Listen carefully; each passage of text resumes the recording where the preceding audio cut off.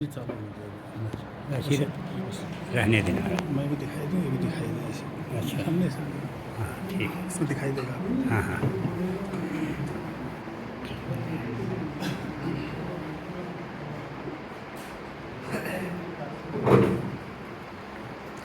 हमारे इस paramilitary welfare association जिला अल्मोड़ा के अध्यक्ष और कुमाऊं मंडल पैरामिलिट्री के अध्यक्ष माननीय श्री मनोहर सिंह नेगी साहब और उनकी कार्यकारिणी के सदस्य तथा हम सभी यहाँ पर आज के इस मीटिंग में आए हुए सदस्यगण, मैं सर्वप्रथम आप सभी का इस मीटिंग में अपनी ओर से हार्दिक स्वागत और अभिनंदन करता हूँ। मित्रों, जैसा कि आपको पता है, जब तक कोई भी व्यक्ति सत्ता में होता है, कुर्सी में होता है, पद पर होता है, चाहे वो पद घर के मुखिया का हो, गांव का हो, समाज का, जिला, राज्य या देश का, तब तक उसके पास अधिकार होते हैं और उसके अधिकारों के यहाँ कर्तव्य भी होते हैं। लेकिन जब वो पदमुक्त हो जाता है तो उसके बाद वो एक लगभग आम आदमी होता है और उसमें बड़ी मुश्किल से 10% ऐसे लोग होते हैं जो समाज के लिए सक्रिय होते हैं। और मैं आदरणीय तिवारी जी का स्वागत करना भूल गया था, मैं पहली बार आया हूँ। तिवारी जी आगे भी इस मीटिंग में हार्दिक अभिनंदन। तो रिटायरमेंट का 10% ही लोग होते हैं जो सक्रिय हो पाते हैं और समाज के लिए या अपने संगठन के लिए काम करते हैं। बाकी लोग अपने घर गृहस्थी में जुट जाते हैं, खाते पीते हैं, ऐश करते हैं। लेकिन समाज के प्रति हमने अपने कर्तव्य को नहीं भूलना चाहिए और इसी में हमारे काफ़ी लोग पैरामिलिट्री में भी ऐसे हैं जो आज भी सक्रिय हैं। लेकिन जो लोग सोशल मीडिया पर या इन मीटिंगों को अटेंड करते हैं, चाहे वो दिल्ली की मीटिंग हो या हमारे कुमाऊं मंडल की हो या उत्तराखंड लेवल की, उसमें कुछ लोग केवल अपने राजनीति चमकाने के लिए आगे आते हैं ताकि हम मीडिया के सामने आ सकें, अपनी शक्ल को दिखा सकें और जब कोई बड़े नेता आते हैं तो उनके सामने जा कर के कह सकें हाँ भाई मैं तो पैरामिलिट्री का फलाने पद पर हूँ। वो उनका इतना काम होता है, लेकिन वो संगठन के लिए कभी आगे नहीं बढ़ते हैं। लेकिन ऐसा नहीं है, सच्चाई का पता सबको लग जाता है और हमारी ये कोशिश हो कि हम ईमानदारी से अपने संगठन की ताकत को बढ़ाने के लिए और उसके वेलफेयर के लिए काम करें। जैसा मैंने पहले कहा कि हमें पद पर अधिकार मिलते हैं, तो मैं अधिकार को बिल्कुल वैल्यू नहीं देता। कोई भी राजनेता है, कोई भी अधिकारी है, कोई भी कर्मचारी है, अगर वो अपने कर्तव्य को समझता है कि मेरा समाज के प्रति, अपने परिवार के प्रति, अपने संगठन के प्रति ये कर्तव्य है, तो उसके अधिकारों का उसमें स्वतः ही इस्तेमाल हो जाएगा। भाई उसको ये पता है कि भाई मैंने अपने समाज को पानी देना है, हर घर नल पहुंचाना है, ये उसका कर्तव्य है। तो अब उसका अधिकार क्या है कि उसके लिए फंड के साइन कर सकता है वो, तो वो तो फंड साइन करेगा तभी पानी घर घर जाएगा। यानी कि वो उसका जो अधिकार है अपने आप शामिल हो जाएगा। उसको कभी भी ये नहीं कहना मेरा अधिकार है भाई मैं तो तेरे को बंद कर दूंगा, मैं जेल में डाल दूंगा या मैं ये कर दूंगा, मैं वो कर दूंगा। एक धमकी भरे भाव कई बार नेताओं में, अधिकारियों में या हम लोगों में आते हैं, तो वो एक सच्ची सेवा नहीं है, वो नहीं आना चाहिए। और जैसे अभी हमारे सर ने कहा, मैं तो किसी को भी नहीं जानता यहाँ पर, मैं पहली बार देख रहा हूँ, सबको मैं नाम भी नहीं जानता, लेकिन साहब ने कहा था नाम के बारे में कि ये नाम ठीक नहीं है, जो भी है। तो हमेशा जो नाम होता है वो काम के अनुरूप होना चाहिए। वो सर की बात सही थी, जैसा हम लोग काम करते हैं वैसा नाम होना चाहिए, जबकि ऐसा बिल्कुल नहीं है। और हमारे तिवारी जी समझ रहे होंगे कि हमारी जो ड्यूटी है वो डिफेंस में आर्मी नेवी एयरफोर्स आती है, उससे कहीं अधिक ड्यूटी हम करते हैं। आप कभी इसका गहन मंथन कीजिए, अध्ययन कीजिए। हमारी जो पैरामिलिट्री है वो 12 महीने 365 दिन अपना काम करती है। आज हम 2 साल के लिए कश्मीर में गए हैं तो तुरंत हम कहाँ पंजाब बॉर्डर आ जाएंगे, तुरंत हम नॉर्थ ईस्ट में चले जाएंगे। नॉर्थ ईस्ट से गए तो उसके बाद हमें छत्तीसगढ़ में जो है एनो में डाल दिया जाएगा, उसके बाद हमें डिस्टर्ब एरिया कश्मीर में डाल दिया जाएगा। यानी कि हमको कभी पीस नहीं मिलता।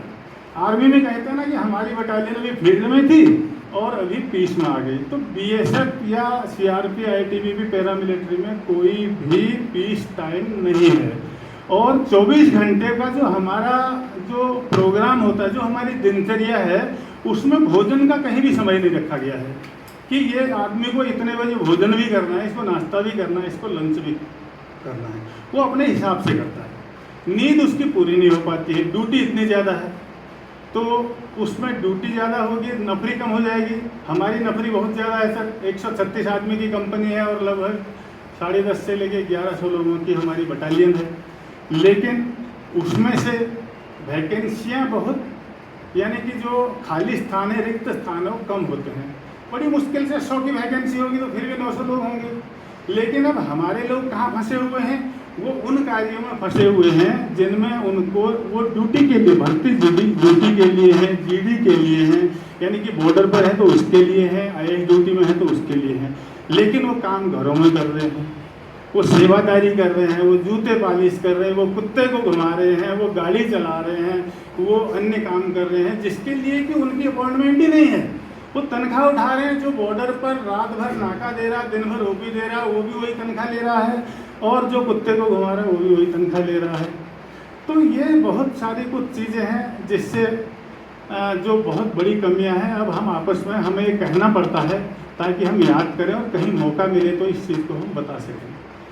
और दूसरा, हमारा जो वेलफेयर है, वेलफेयर में सबसे बड़ी दिक्कत आती है आईपीएस का आना। जब आईपीएस हमारी पोस्ट में आता है, वो 2 साल 3 साल या 1 साल के लिए आता है, और वो आकर के अपने राजनीतिक रोटियां सेक के चले जाओ, फोर्स की रोटियां नहीं सेकता हो। और उसके नीचे वाले जो हमारे अधिकारीगण होते हैं, मैं आपको बताऊं, मैं जब 1981 में ट्रेनिंग करके सबसे पहले जम्मू कश्मीर के रिजौरी डिस्ट्रिक्ट में कलाल बॉर्डर पर लाइन ऑफ कंट्रोल पर गया हुआ था, तो वहाँ पर उस समय के जो गृह राज्य मंत्री होते थे, उसका नाम था निहार रंजन लश्कर, त्रिपुरा साइड के थे वो। और वहाँ पे कलाल में ऊपर टेक हेडक्वार्टर था, उसका नाम नैनी है, शायद आप लोगों ने किसी ने देखा या सुना हो, नैनी पोस्ट थी। तो वहाँ पे हेलीपैड तो ऑलरेडी था ही था, वीआईपी आते थे तो वहीं पे जाते थे। अब हमारी फोर्सें क्या करती है, सारी पैरामिलिट्री, जब वीआईपी आता है तो हम उसको झंडे से पाड़ देते हैं, गेरू चूने से पाड़ देते हैं, या अन्य ऐसे हम ढकोसले करते हैं। ऐसे तो मैं सोचता हूँ शायद अंबानी के बेटे के शादी में वो ढकोसले नहीं होते होंगे जो हमारी फोर्स कर देती है। अब क्या होता है वहाँ पे, जब निहार रंजन लश्कर आ रहे हैं, लाइन ऑफ कंट्रोल है, तो वहाँ लाजमी है कि ब्रिगेडियर साहब भी आएंगे, बटालियन आर्मी के अंडर में थी। तो जो 80 इन्फेंट्री ब्रिगेड था नौसेना का, उसके ब्रिगेड कमांडर साहब वहाँ पर आए, तो उन्होंने तमाशा देखा, तो उन्होंने तुरंत कमांडेंट RS चावला साहब थे, उनको बुलाया, बोले ये क्या तमाशा है, ये डिफेंस है चांदनी चौक है दिल्ली का। बोले उतारिए यहाँ, पहले ये झंडे उतारिए, गेरू चूनों को कैमोफ्लाइज कीजिए, और ये कुर्सियाँ, टेबल या जो ये बोगलीला इसको सब हटाइए, तब हम आएंगे यहाँ पर।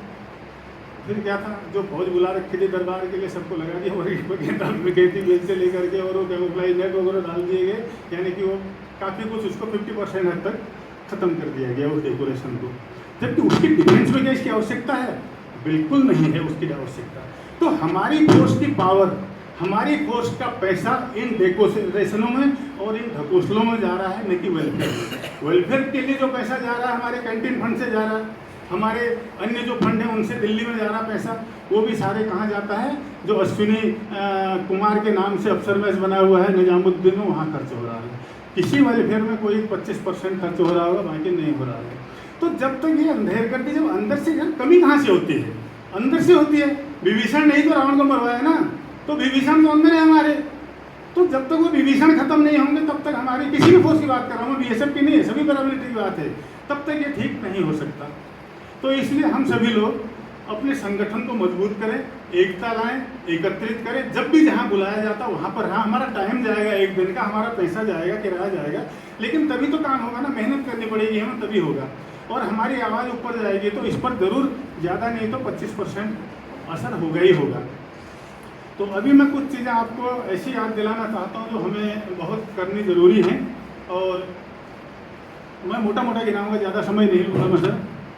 तो जैसे पहला था हमारा, हम 24 घंटा सेवा कर रहे हैं। जो दिल्ली में बैठे हुए हैं बड़े हमारे नेता लोग, वो टैक्स नहीं दे रहे हैं और हम लोग टैक्स दे रहे हैं। तो हमारी फोर्स का टैक्स को ख़त्म किया जाना चाहिए। ये हमारी एक बहुत बड़ी मांग है।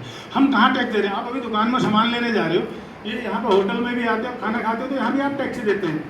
आप दुकान से एक बाल्टी ले रहे हो, उसका भी आप टैक्स दे रहे हैं। आप गाड़ी में जा रहे हो, वहाँ भी टैक्स दे रहे हैं, और जब वो इनकम टैक्स का नोटिस आ रहा तो वहाँ भी आप टैक्स दे रहे हैं। बताइए कितनी बार आप टैक्स देंगे? तो ये ख़त्म होना चाहिए। दूसरा है ओल्ड पेंशन स्कीम। जो वर्तमान पेंशन स्कीम है वो फौजी के लिए फिट नहीं है, क्योंकि उसका परिवार है, किसी को बुरी आदतें हो जाती है, पैसा खर्च कर देता है। अगर उसको पेंशन मिलेगी तो अपने परिवार को पालता रहे, हर महीने जेब में कुछ न कुछ आएगा, और आगे आने वाले समय में उसकी अगर वो मानव मर भी जाता है तो उसकी विधवा जो है वो पेंशन खाएगी बेचारी, हाथ नहीं फैलाना पड़ेगा। इसलिए ओपीएस को होना ही चाहिए। तीसरा है OROP, one rank one pension. अगर आप आर्मी को दे सकते तो हमको क्यों नहीं दे सकते भाई? क्या हम कोई कम काम कर रहे हैं? तो हमें भी वन रैंक वन पेंशन मिलनी चाहिए। ये हमारी मांग में शामिल है। और जैसे आर्मी का सर्विस पे है, ऐसे ही हमारा सेंट्रल पैरामिलिट्री फोर्स का भी सर्विस पे होना चाहिए, और सर्विस पे जो होती है पेंशन में भी लगती है, तो ताकि पेंशन जाने के बाद भी उसको फ़ायदा हो सके। और अगला इसका पॉइंट है एक्स सर्विसमैन का दर्जा और शहीद का दर्जा। हमें एक्स सर्विसमैन का दर्जा नहीं मिलता, और शहीद का भी। ऑपरेशन होता है कश्मीर में तिवारी साहब, तो कश्मीर में जब हम ऑपरेशन में जाते हैं, उग्रवादियों के खिलाफ पता लग गया फलाने गांव में, हमने कॉर्डन किया और उसके बाद घेर दिया, और ऑपरेशन मिल के हो रहा है। उसमें आर्मी की भी कंपनी है और पैरामिलिट्री की भी है, और वो उसी जो 4 उग्रवादी फंसे उनकी गोली से एक आर्मी का जवान वहाँ मर गया, एक पैरामिलिट्री का मर गया। तो आर्मी के जवान को शहीद का दर्जा मिल गया, उसको सारी फैसिलिटियाँ मिल गई, और जो BSF का जवान है वो पैरामिलिट्री को मर गया, मतलब वो मरा हुआ है और वो शहीद है।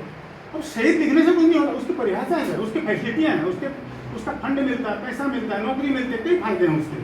तो वो शहीद का दर्जा हमें मिलना चाहिए, और हमें एक्स सर्विसमैन का भी दर्जा मिलना चाहिए। उसके बाद है सर CA, जैसे आर्मी झंडा दिवस होता है हर साल 15 जनवरी को, ऐसे हमारा भी पैरामिलिट्री झंडा दिवस हो, जिससे जो हमारी विधवाएं हैं, हमारी वीरांगनाएं हैं, उनको आवासीय या अन्य आर्थिक सुविधाएं मिल सके। इसके लिए झंडा दिवस हमारा होना चाहिए, उसके लिए कोष होना चाहिए। अगला पॉइंट है सर हमारा CAPF स्कूल। जैसे सैनिक स्कूल है हमारे घोड़ाखाल में है यहाँ पर, ऐसे इसी तर्ज पर BSF के स्कूल हों, ताकि हमारे बच्चे भी आगे बढ़ करके, जैसे वहाँ के लगभग 90% बच्चे सेलेक्ट हो ही जाते हैं NDA वगैरह में, हमारे बच्चे भी सेलेक्ट हों और वो अपने निचले दर्जे से अपने परिवार का स्तर को ऊपर उठा सकें। अगला है डिस्पेंसरी। CGHS सबसे बड़ी प्रॉब्लम हमारे उत्तराखंड में CGHS एक देहरादून और एक रुड़की के अलावा कहीं भी नहीं है, और हम लोग यहाँ मर जाते हैं। परसों मेरे सामने चौखुटिया में एक हमारी ये जिला परिषद की मेंबर थी सरस्वती कठायत करके, और वो वहीं पे उसको अटैक आया और मर गई बेचारी, वहीं पर मर गई, गाड़ी में बैठे बैठे फंक्शन में थी। तो अब उसको टाइम ही नहीं रानीखेत हल्द्वानी ले जाने का कहीं से। तो जब तक हम हमारे यहाँ हॉस्पिटल हों और CGH डिस्पेंसरी हो तो हम उसका लाभ उठा सकें। और अब हमने कार्ड बना रखा, हमारा 1000 रुपये हर महीने हमको भी नहीं मिलता, क्योंकि कार्ड बनाना ज़रूरी था। तो जब तक डिस्पेंसरी नहीं होगी उसका फ़ायदा नहीं उठा पाएंगे। पिछले 1 साल से कह रहे हैं कि हल्द्वानी में मंजूर हुआ, लेकिन अभी तक उसकी कोई सुनवाई या खुलवाई नहीं हुई है। अगला है सर कैंटीन। कैंटीन में जो हमारा GST का मामला तो हल हो ही गया है। उसके बाद काफ़ी सारे इलाके ऐसे जहाँ CAPF नहीं है, तो वहाँ के लोगों को दूर दराज तक कैंटीन कहीं भी नहीं मिल पाती है। तो हमारे जिन जगहों में नहीं है, कम से कम 2 या 3 ब्लॉकों के बीच में तो एक कैंटीन हो ही हो, जिसको हम रिटायर्ड लोग हैं, हम लोग चलाएँ उसको। जैसे मैं आपको बता दूं, ये सल्ट ब्लॉक मोलेखाल है, भिक्यासैंण ब्लॉक है, शालदे ब्लॉक है, चौकुटिया ब्लॉक है, गैरसैंण ब्लॉक है चमोली डिस्ट्रिक्ट का, और इधर द्वाराहाट ब्लॉक है।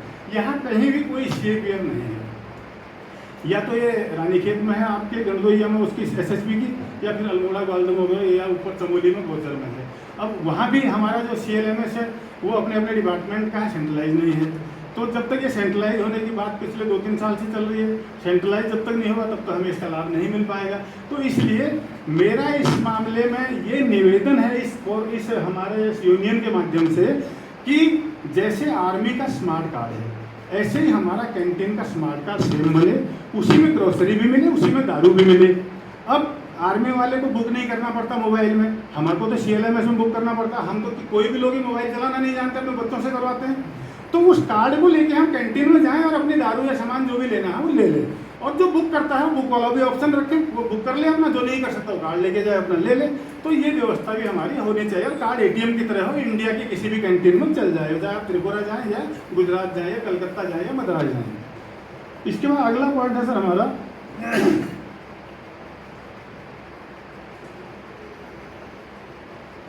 हमारे जो CAPF है हमारी, उसके जो हमारे सर्विस रूल हैं वो सिविल की तरह से हैं। जैसे हमारे अभी पे कमीशन हुआ था, उसने हमें सिविल माना, तो हमें सिविल ना माना जाए, हमारे सर्विस रूल अलग हों, ताकि हम उस हिसाब से हम अपनी फोर्स के जो हमारा कल्चर है, हमारे जो रीति रिवाज है, उस हिसाब से हमें सारी सुविधाएँ मिल सकें। और ये CID वाले कार्ड की तरह मैंने आपको बता ही दिया है। और लास्ट के 2 पॉइंट रह गए हैं, इसमें है CLMS मैंने बता ही दिया आपको। दूसरा है अंतिम विदाई। जब हम लोग कोई भी अपना प्राण पखेरु हमारे उड़ जाते हैं, वो उड़ना ही एक दिन किसी का भी जवान है उड़ जाओ, वो भी खुशी की बात है, मतलब तो खुशी की बात है, कोई दुख की बात नहीं है। मृत्यु और जन्म भगवान ने दिया है, किसी के हाथ में नहीं है। तो जब हमने जाना है खुशी से जाना है, ये नहीं कि मेरे बच्चे कहाँ रोएंगे, वो कहाँ रहेंगे, सब कोई नहीं रोता साला, सब ढोल बजाते हैं, दारू पीते हैं, मस्ती करते हैं, खुश होते हैं, कोई दिक्कत नहीं। तो उसका जो 8,000 रुपये दिया जा रहा है, हमारे सभी पैरामिलिट्री को दिया जा रहा है, तो उसमें ये लिखा गया है SOP में कि ये केवल कुंवर लोगों को दिया जाए। तो उसमें कुंवर का सवाल नहीं है, वो सबको दिया जाएगा। और जैसे ही वो खबर जहाँ से भी वो जो कॉम्पिटेंट अथॉरिटी है उसको सेंक्शन करने वाली, वहाँ खबर जाती है फलाना बंदा मर गया, डेथ सर्टिफिकेट जाता है, तो 8,000 रुपये चेक उसके विधवा के या उस आदमी के खाते में भेज दिया जाए। और जो पुष्प चक्र की व्यवस्था है, आइए सर स्वागत है आपका। जो पुष्प चक्र की व्यवस्था है वो हम कहीं पर भी जब गांव में हमारा निधन होता है तो हमारा कोई भी पैरामिलिट्री का अधिकारी या बटालियन हो सकता है वहाँ नहीं पहुँचा। आइए सर स्वागत है। तो वहाँ क्या किया जाए, उस 10 किलोमीटर के अंदर जहाँ पर वो पैरामिलिट्री वाला जवान या अधिकारी एक्सपायर हुआ है, उसके 10 किलोमीटर में कोई भी हमारा सम्मानित व्यक्ति है, उसको आदेश कर दिया जाए कि वो पुष्प चक्र वहाँ DG साहब की ओर से चढ़ा दें और बाद में उसका वो पेमेंट कर दें।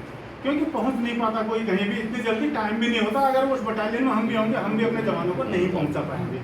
तो ये मेरी बातें थी। और अंत में मैं यही कहना चाहूँगा आपको, सुमित्रानंदन पंत जी की एक कविता मुझे याद आ रही है कि लहरों से डरकर नौका पार नहीं होती, लहरों से डरकर नौका पार नहीं होती, कोशिश करने वालों की कभी हार नहीं होती, कुछ किए बिना ही जय जयकार नहीं होती, कोशिश करने वालों की कभी हार नहीं होती। तो हमें हमेशा प्रयत्नशील रहें, कोशिश वाले रहें।